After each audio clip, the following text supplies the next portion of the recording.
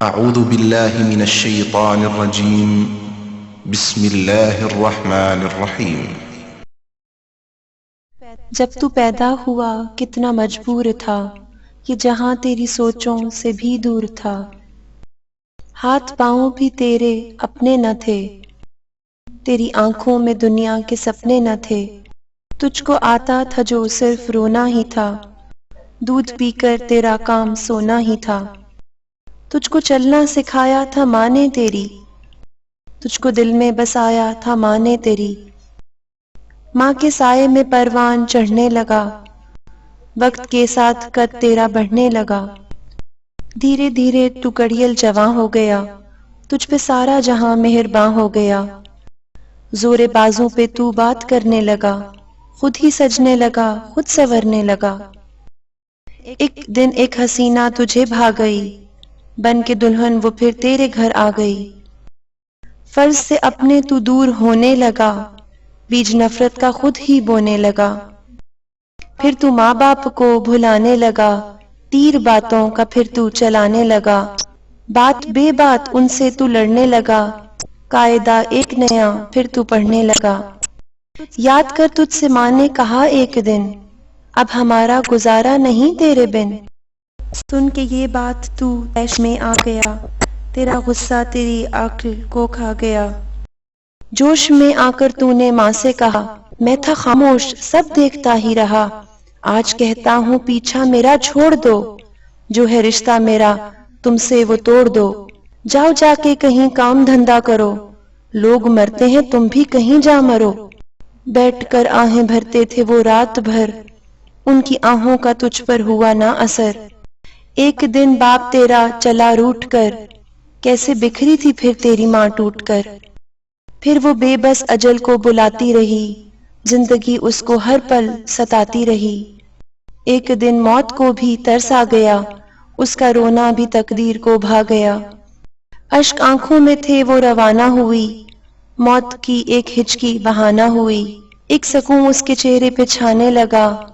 پھر تو میت کو اس کی سجانے لگا، مدتیں ہو گئیں آج بوڑھا ہے تو،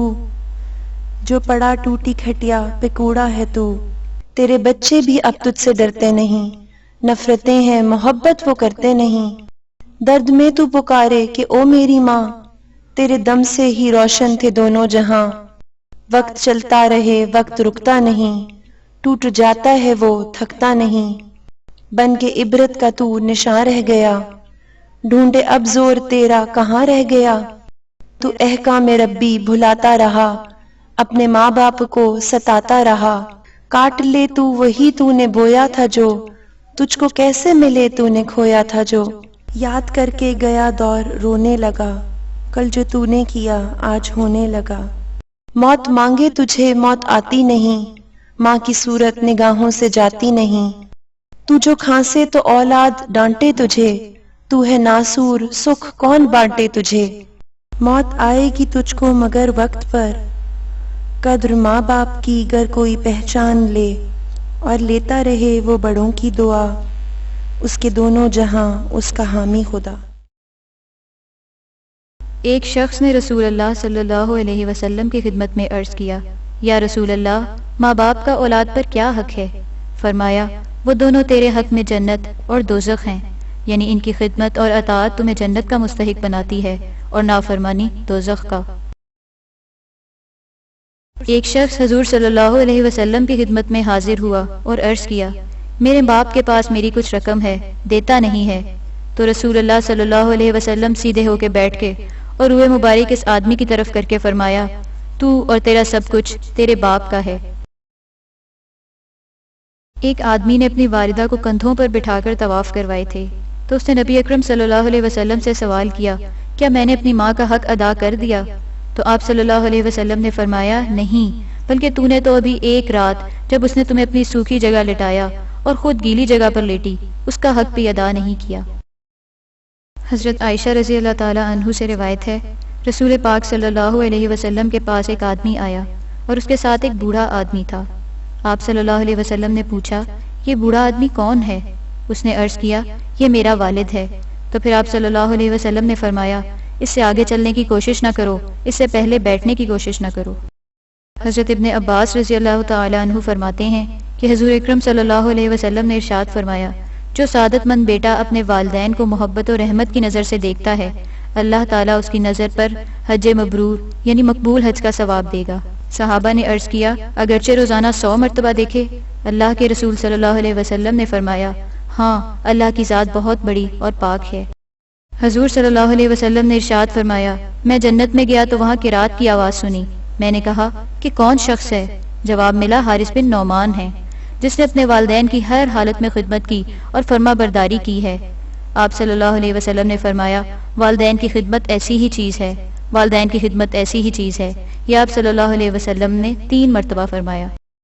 حضور صلی اللہ علیہ وسلم کا ارشاد ہے، جنت کی خوشبو 5 برس کی رات تک پہنچتی ہے، مگر ماں باپ کا نافرمان ایسا بد نصیب ہے کہ وہ اس سے محروم رہے گا۔ ماں باپ کے نافرمان کا فرض اور نفل ایک بھی قبول نہیں ہوتا۔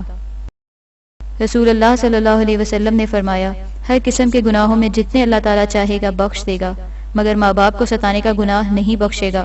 سو بے شک اللہ تعالیٰ ماں باپ کے ستانے والے کو موت سے پہلے زندگی ہی میں جلد سزا دیتا ہے۔ رسول اللہ صلی اللہ علیہ وسلم نے فرمایا، بعض بندے ایسے بھی ہیں جن سے اللہ تعالیٰ قیامت کے دن نہ کلام کرے گا اور نہ ان کو پاک کرے گا اور نہ ان کی طرف نظر ڈالے گا۔ صحابہ نے عرض کیا، یا رسول اللہ صلی اللہ علیہ وسلم، وہ کون شخص ہے؟ فرمایا، اپنے ماں باپ سے بے تعلق رہنے والا اور بے رغبت رہنے والا۔ ایک آدمی آپ صلی اللہ علیہ وسلم کے پاس آیا۔ اس نے کہا،